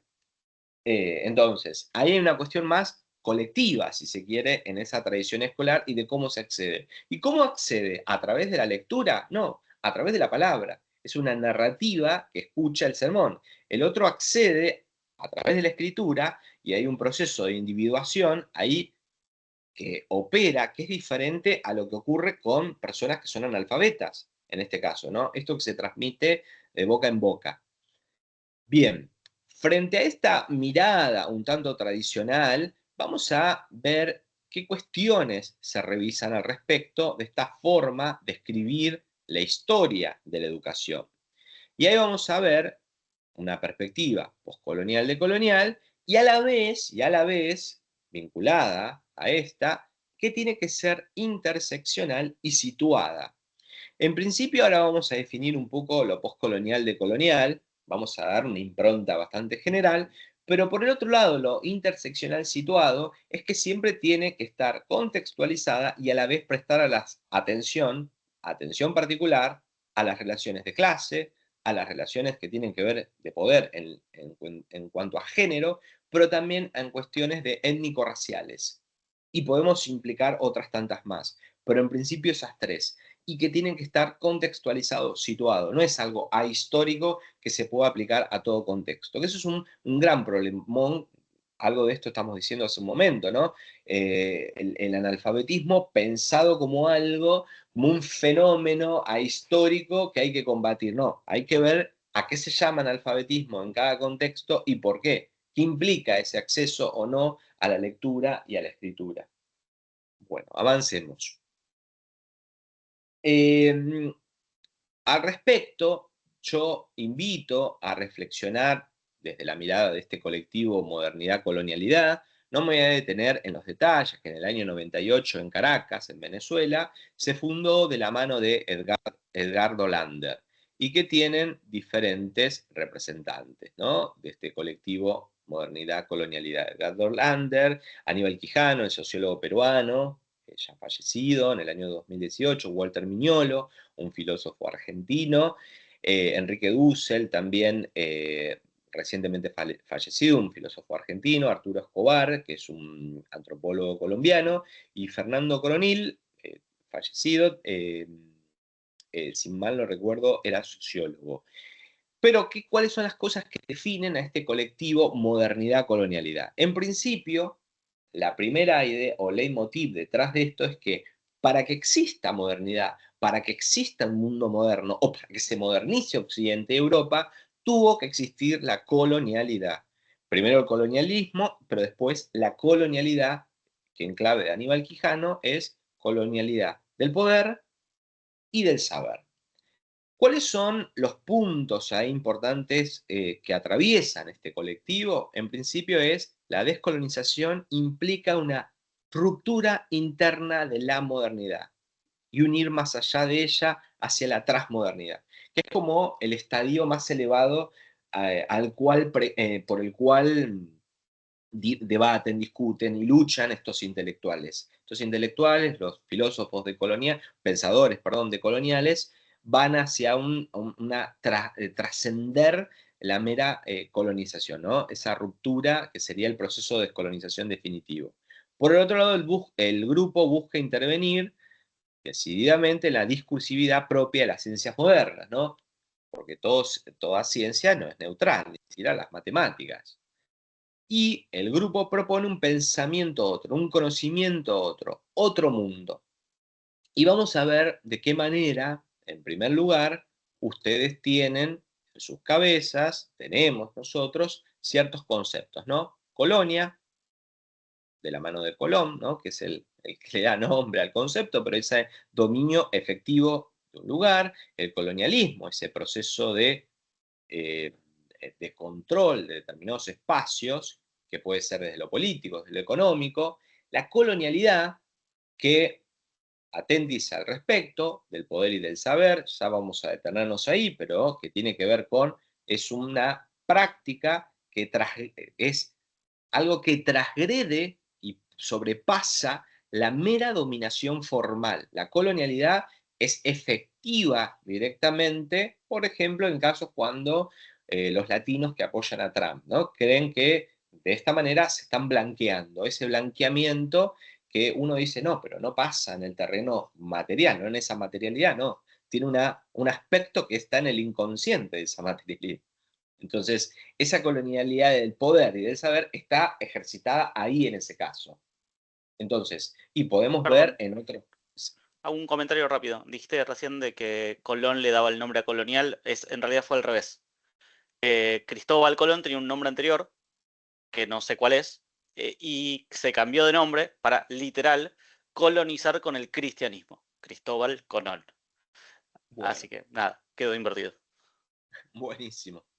Bueno, lo postcolonial referido a la crítica, por un lado tenemos, bueno, hay una publicaciones sobre la... No me voy a detener en la clase de hoy sobre el pensamiento postcolonial, porque es muy amplio de pensadores que tenemos en el caso de India y en otros lugares también, pero menciono uno de ellos que es Gayatri Spivak, que tiene una publicación primera del año 87, que es la pregunta que se hace, que es si puedo hablar del sujeto subalterno, y es bastante inaugural para una línea de análisis que son los estudios subalternos, pero también por el otro lado, para los estudios postcoloniales. Y este libro, que es Crítica de la razón postcolonial, un poco discute con la filosofía kantiana propia de la modernidad, ¿no? Crítica de la razón pura, y otros autores como este libro de Miguel Melino, La crítica postcolonial, que recomiendo. Yo creo que se puede descargar de la web, si no se los puedo pasar, hay otros tantos más, pero que condensan a varios autores, autoras y discusiones al respecto sobre la filosofía postcolonial. Y ahora después nos vamos a detener sobre este concepto. Por otro lado, lo de colonial, libros como el de Quijano, Rita Segato, pensadores, pensadoras que no van por la línea únicamente de la filosofía, porque dicho sea de paso, los postcoloniales en amplio grado son o vienen de la filosofía o en otro tanto vienen de la crítica literaria. Muchos, los decoloniales, son antropólogos, sociólogos, trabajadores sociales, hay politólogos, hay filósofos también, pero tienen una línea de análisis diferente. Entonces, por otro lado, el neocolonialismo, podemos pensar en distintos casos, como el actual figura que está en la Casa Rosada, ¿no? La pleitesía que rinde culto a la potencia imperial estadounidense, o gente que se autopercibe que la lógica del mercado le va a cambiar la vida, como un Rappi, ¿no? Y que están atravesados por fenómenos también vinculados a esta colonialidad del poder y del saber. Yo quiero ver un segundo, me voy a apurar un chiquitín por el tema de horarios.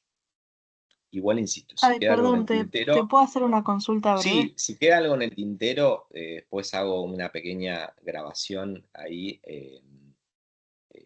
para lo que quede en el tintero, claramente. Sí, decime.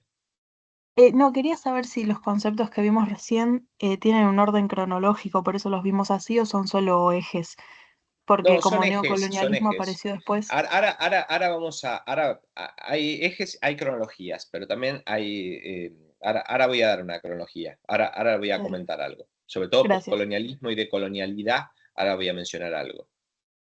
Entonces, uno de los textos que ustedes tienen es el de este pedagogo, historiador de la educación español, que es John Ingelmo Saldívar, que retoma de los autores principalmente decoloniales, como a Madina Trostanova, quien trabaja dentro de el ámbito de del grupo Modernidad Colonialidad, que entre ellos lo dirige eh, Walter Miñolo, y menciona acá algunas publicaciones de la autora, pero lo que me interesa, que esto lo recupera Ingelmo Saldívar en su artículo, esto de lo postcolonial y lo decolonial, pero a mí me interesaba pensarlo en esta lógica. Lo postcolonial vinculado a las sociedades de Asia y África, no únicamente, pero principalmente porque los intelectuales habrían salido de ahí, pero principalmente de Asia, y dentro de Asia, como gran constructo, de India, pero en muchos casos, que siempre hay un pero, muchos de ellos se han formado en el mundo anglosajón y también francés, eh, y han salido estos intelectuales posterior a los años 60. Las publicaciones que tenemos de autores postcoloniales son de los años 80 en adelante, pero los pensadores que se llaman postcoloniales retoman algunas ideas de intelectuales, no sé, filósofos o pensadores de la negritud, como podemos pensar a Frank Fanon, otros intelectuales como el pensador, filósofo palestino Edward Said, con su libro central como Orientalismo del año 78, pero que reflexionan en ese proceso de la descolonización de Asia y África hacia adelante. Y, nota aparte, cuando uno accede a estos textos, en muchos casos, por ejemplo los de Spivak, van en el terreno del análisis de lo discursivo, de las prácticas discursivas, de la narrativa. De hecho, Spivak procede de la crítica literaria, etc. Y es una de las críticas que se le hacen porque se los acusa, ¿no? A mí estas cuestiones de acuso al otro intelectual de hacer esto o lo otro, la acusación de posmoderno, es un posmoderno, vieron que como ser malo es ser posmoderno. A mí más que ser posmoderno es ser la gente que te dice que es apolítica, que obviamente son de ultraderecha, no te lo dicen explícitamente y te dicen que son apolíticos. Pero bueno, eso es otro caso. Pero dentro de la línea de análisis de los postcoloniales hay una confluencia con algunos filósofos que se los llama postestructuralistas, podemos pensar en Derrida, Deleuze, etc. De hecho, bueno, Spivak es traductora del francés al inglés de Derrida. Dicho esto, los decoloniales, a diferencia de los postcoloniales, no piensan en el proceso de descolonización de Asia y África que atravesaron los años 60 en adelante, sino en la idea de la colonia misma, que como dijo acá el compañero, la palabra colón y colonia, el proceso es inverso, pero bueno, el orden no cambia el producto final, que es el proceso de transformar a un espacio, a un lugar, en una dependencia económica, política, cultural de otro, ¿no? Y que el otro pueda cometer las grandes aberraciones sobre tu territorio, sobre tu comunidad, etc. Entonces, los decoloniales reflexionan sobre un proceso más amplio, abierto en el siglo XV, pero principalmente en lo que algunos autores como Wallerstein llaman el largo siglo XVI en adelante, que es el proceso de la colonia misma, que no se habría terminado, y eso lo vemos hoy, con las independencias del siglo XIX, ¿no? El proceso emancipador, sino que se perpetúa hasta hoy. Algunos de ellos lo vivencian de manera particular, de manera más tortuosa y violenta, como las distintas comunidades indígenas, que las comunidades indígenas, con la colonia inicial del siglo XVI, podemos decir que fue un proceso atroz, terrible, pero después las repúblicas independentistas, independientes que vinieron después, de mano de los criollos, no es que fueron lo más bondadosos, sino que avanzaron, ¿no? La famosa campaña del desierto y otras tantas más que se dieron en el territorio latinoamericano. Y esos procesos se perpetúan hasta hoy. Entonces, colonialismo y neocolonialismo, habría como un colonialismo más, si se quiere, tradicional, asociado a este proceso de modernidad de los siglos XVI a XVIII, XIX, y un neocolonialismo que se abriría luego. El tema es que sobre la idea de neocolonialismo hay mucha discusión porque algunos autores, autoras, plantean que neocolonialismo habría sido una cuestión más de tipo económica, más que formal de dominación específica. Otros hablan de neocolonialismo asociado más a la actualidad, me refiero a lo que está ocurriendo desde fenómenos como el neoliberalismo en adelante. Entonces vos tenés como distintos abordajes al respecto. Esto a colación de la consulta que hacía la compañera, ¿no? Pero para que más o menos entendamos cómo se dan estos dos grandes constructos de pensamiento y de autores-autoras, ¿no? Uno más asiático, sobre todo más que africano, pero sobre todo asiático, otro latinoamericano, en primer lugar. Pero si uno toma lo que plantea Ingelmo Saldívar, retomando a Trostanova, habla de lo postcolonial como una condición heredada de dominación frente a lo decolonial como una opción, ¿no? Que es una opción. ¿Opción en qué sentido? Y política, ética y epistémica, ¿no? Hay una cuestión de mirada política frente a cómo me posiciono.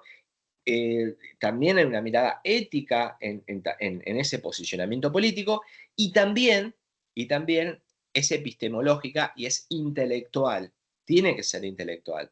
Por eso los decoloniales tienen una participación más activa en el terreno de lo político, más que los postcoloniales. ¿Y qué plantea al respecto Ingelmo Saldívar?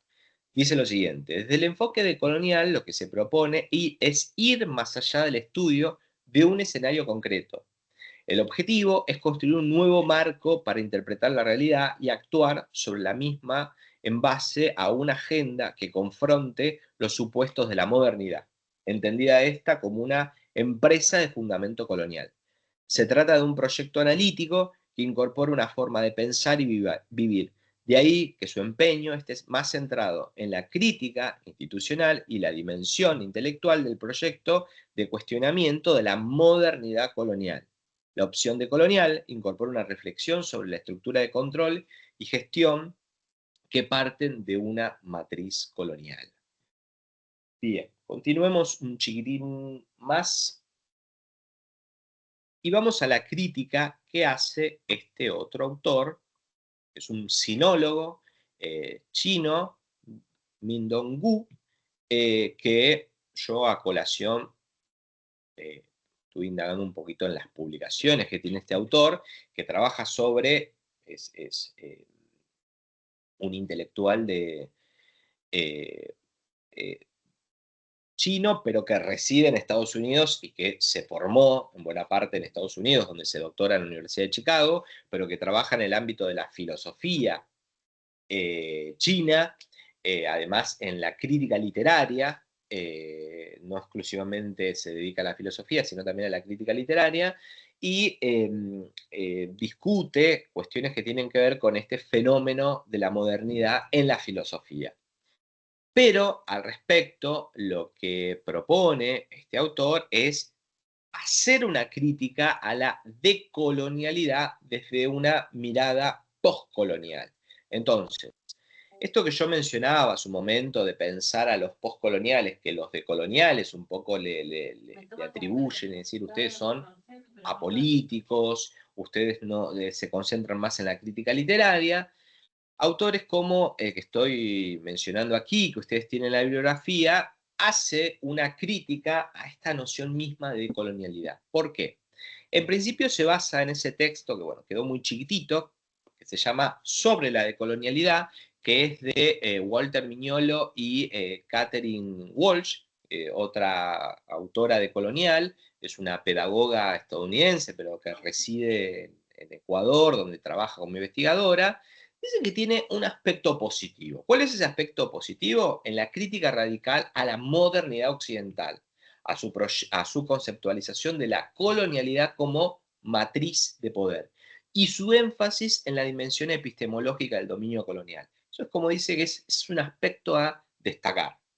Pero, no obstante ello, este autor plantea lo siguiente, dice, cuestiona la separación entre descolonización y decolonialidad, argumentando que no puede desligarse la decolonialidad epistemológica de las condiciones materiales, económicas y políticas que hicieron posible el colonialismo, ¿no? Entonces, esa idea de decolonialidad dice, no, pará, la descolonización hay que entenderla en el fundamento, no podés plantear una cuestión utópica, dice él en un momento, de superación de la mera colonia por una cuestión, por un proceso intelectual.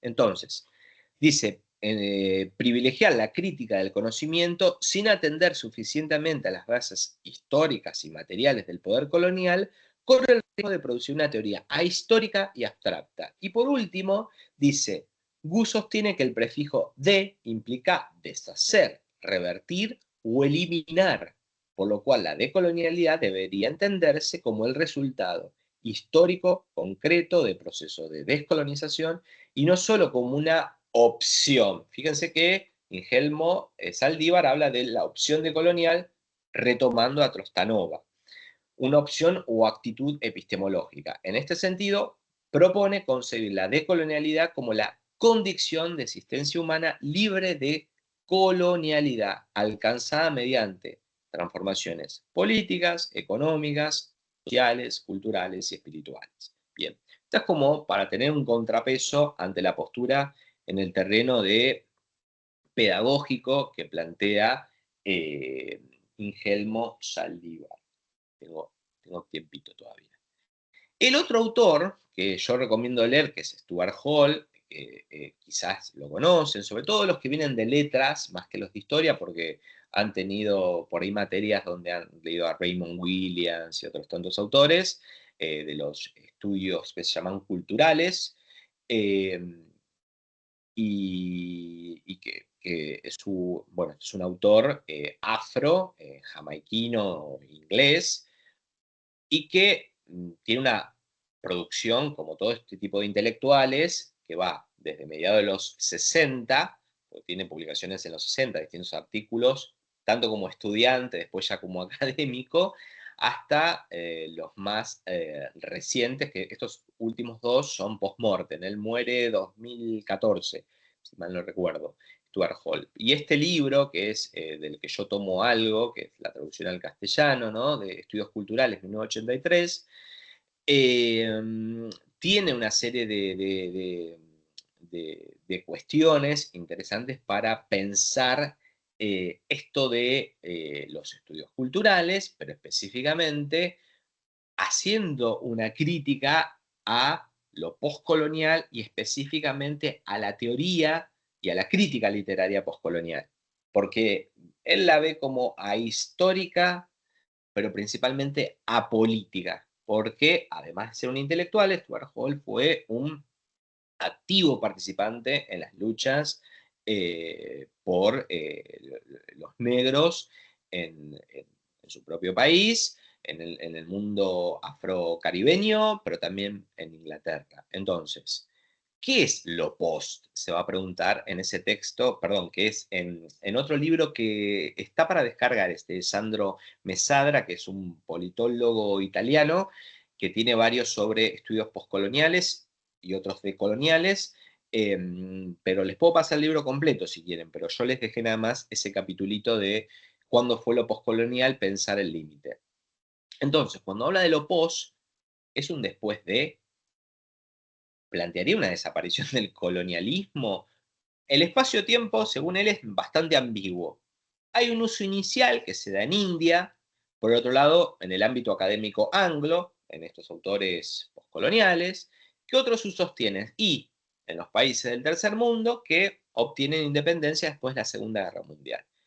Pero plantea lo siguiente como crítica, que a mí me parece interesante lo que dice Stuart Hall, que es un poco lo que estuvimos aquí comentando, ¿no? ¿Cuándo fue lo postcolonial? ¿Qué habría que incluir y qué habría que excluir de tal marco? ¿Dónde está la línea invisible entre él y sus otros? Colonialismo, neocolonialismo, tercer mundo, imperialismo. Porque, insisto, parece que, digo una nota aparte, lo post ya no hay más colonialismo, es después de la colonia. Entonces, ¿qué pasa con las prácticas imperialistas actuales? Digo las actuales porque las estamos viendo en primera plana, ¿no? Estados Unidos, Israel, Irán, China, Rusia del otro lado. O sea, ¿qué pasa con estos conflictos geopolíticos y esas invasiones que hace este eje liderado por Estados Unidos, no sé, en Venezuela y ahora en Irán? Entonces, ¿cómo interpretamos? ¿Es postcolonial eso? No, hay una intervención imperialista directa y una intención que está ligada a estas prácticas neocoloniales, vinculadas también, digo yo, al neoliberalismo. Pero lo dejo para la última parte de la clase esto, que no creo que me quede tiempo para abordarlo.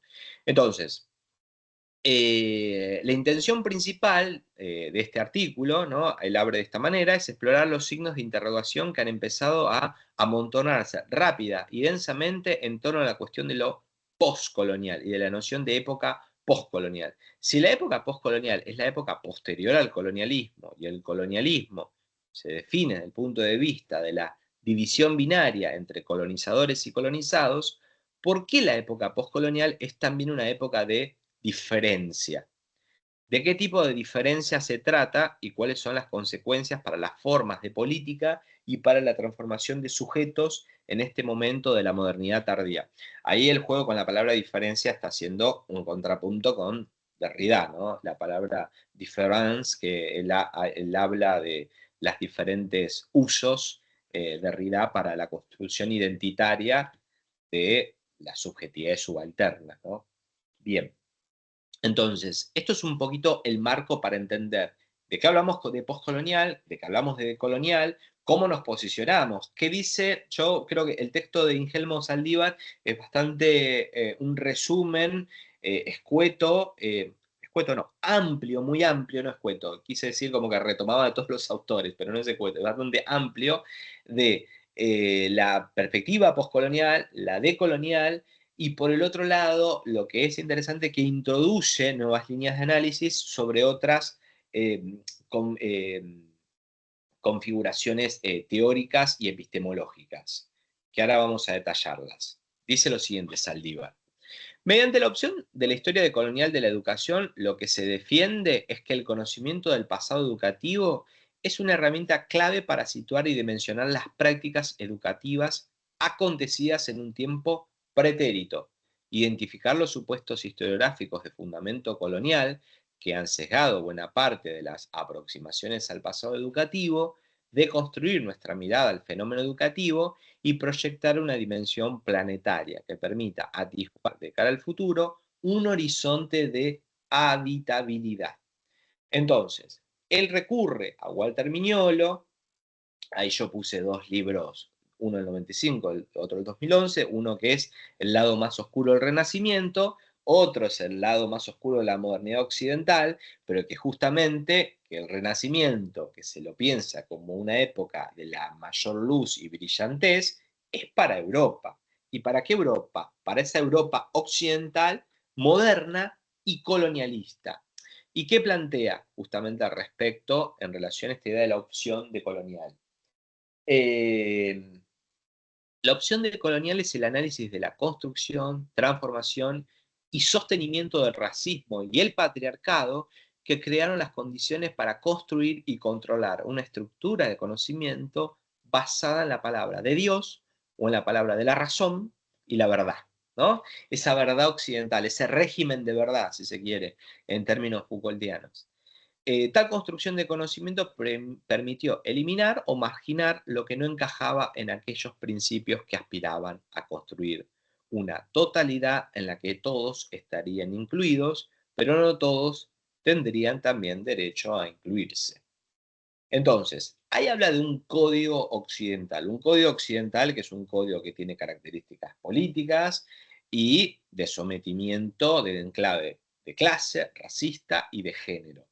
Y al respecto también incorpora a este filósofo que es Paul Preciado, que tiene también una serie de publicaciones que él va retomando, pero en principio la última, que es Disforia Mundi de 2022, en relación a este concepto, que es el concepto de sistema pétreo sexorracial, que nos viene muy como anillo al dedo pensar en este poder hipermasculinizado, individualizado, hegemónico, ¿no? Patriarcal al extremo, que son blancos, pero que son grandes señores del petróleo, que dominan el mundo. Uno no podría ni pensar la invasión a Venezuela y posteriormente a Irán si no piensa en justamente estos señores como Donald Trump, construidos sobre una masculinidad hegemónica que nos venden espejitos un poco de colores bastante ya en desuso,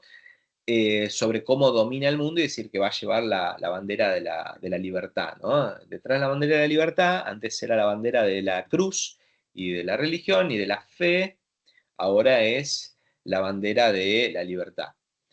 Bueno, esa coalición entre patriarcado y colonialidad es lo que, de acuerdo a Paul Preciado, es ese modo de organización y el conjunto de tecnologías de gobierno y de representación que surgieron a partir del siglo XVI, ¿no? Ese largo siglo XVI, con la expansión del capitalismo colonial y de las epistemologías raciales y sexuales desde Europa hasta la totalidad del planeta. Entonces, ahí vamos a tener infraestructuras cognitivas de poder, de representación, con sus respectivos regímenes de representación y formas epistemológicas que son hegemónicas. Entonces, pasemos ya al último punto, digo una cosita al menos para plantear, sobre la posmodernidad y la poshistoria, y cómo lo podemos abordar en educación, ¿no? Y que para esto también tenemos a 3 autores, autoras, y yo quería detenerme en Almudena Hernando y Maristela Svampa. Ya con esto cierro. En todo caso, lo retomamos la próxima clase. Si hasta ahora vimos el fenómeno este de la educación, la historia, y cómo se escribe la historia ligado al fenómeno de la escritura, ahora incorporamos Internet, ese mundo digital, que tiene determinadas características en el terreno de la educación, ¿no? Sobre todo, con la educación ya no es la escritura, esa tecnología propia de la modernidad, sino que es un más allá, una poshistoria, y lo que algunos autores, autoras, denominan el giro poshumano, un giro postmaterial, o también el giro ontológico, que lo tienen presente en el texto de Saldívar. Y este concepto de antropoceno, sobre el que se va a detener principalmente el texto de Maristela Svampa.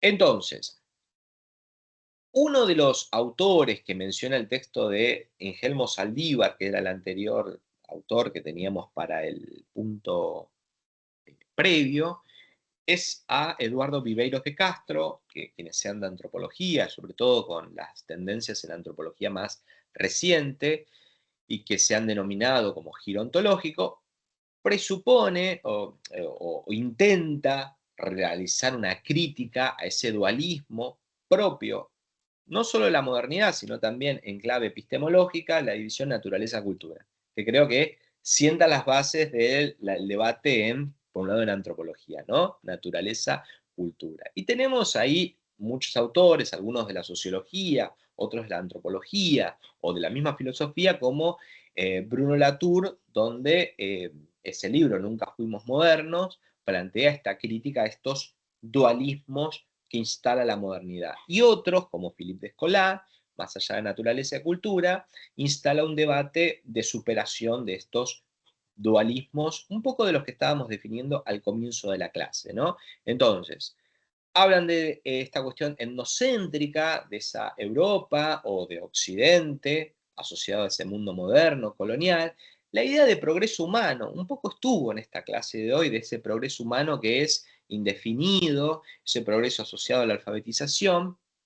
Y por el otro lado, conceptos como el de antropoceno, de retorno al suelo, y de la tierra y sus características agenciales. Pensarla directamente desde un aspecto agencial, subjetivo y con capacidad de acción.